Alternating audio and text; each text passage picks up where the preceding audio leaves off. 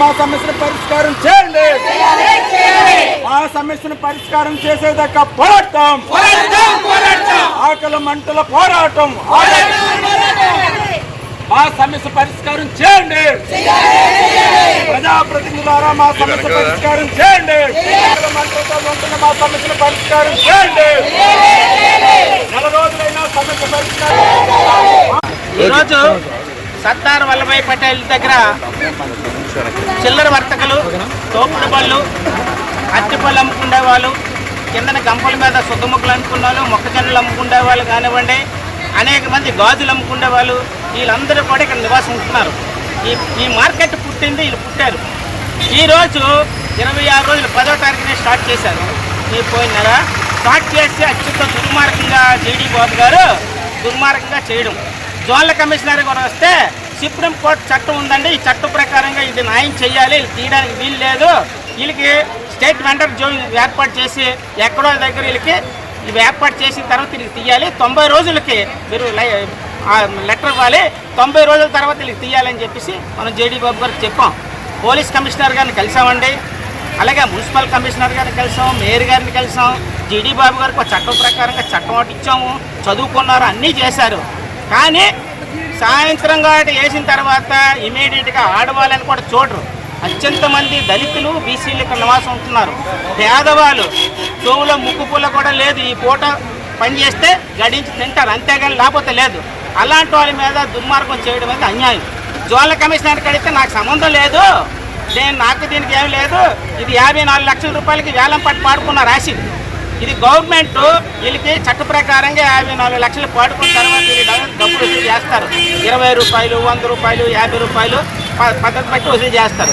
ఆ దానికి కూడా అంగీకరించి చేస్తున్నారు. ఇది ఆదాయం 54 లక్షల రూపాయలు మున్సిపల్ కార్పొరేషన్కి వస్తుంది.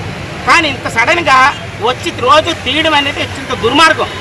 ఈ ప్రభుత్వం చాలా మంచి ప్రభుత్వం, పేదల కోసం పనిచేస్తుందని చంద్రబాబు నాయుడు గారు చెప్పారు, భర్త గారు చెప్పారు, ఇక్కడ వంశీకృష్ణ గారు చెప్పారు, మాకు ఓటేయండి అన్నారు. ఓటేసాం, ఓటేసి గెలిపించాం.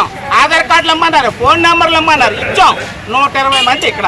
ఈ 120 మందిని ఎట్టి పరిస్థితుల్లో ఉండకంటే రోజు తగలడమే.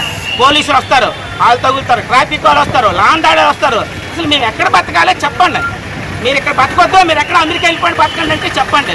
ఇంటర్నేషనల్లో కూడా తోపుడు బళ్ళు ఉన్నాయి, అమెరికాలో కూడా తోపుడు బళ్ళు వ్యాపారం జరుగుతుంది, అభివృద్ధి చెందిన దేశం.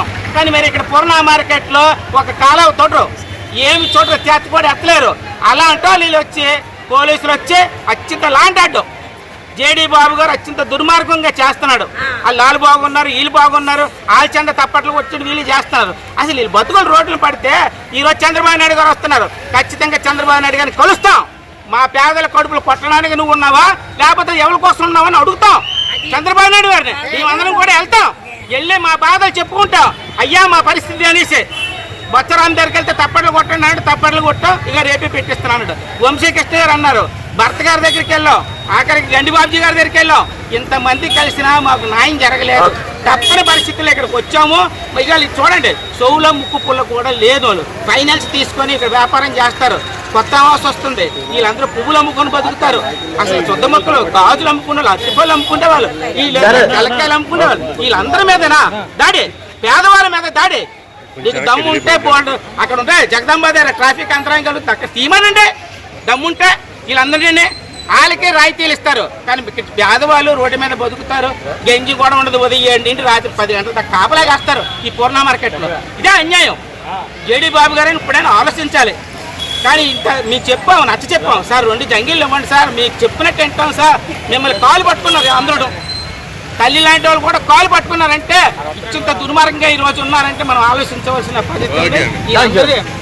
ఈవిడికి కాలు రాదు, అలా పెట్టుకుని కాయగూరలు ఎలా పోషించాలి, ఎలా చేస్తారు అనేది ఆలోచించే పరిస్థితి ఉండాలి. జేడీ బాబు గారు ఇప్పుడైనా వచ్చి 2 గంపలు పెట్టించితే మాకేం అభ్యంతరం లేదు.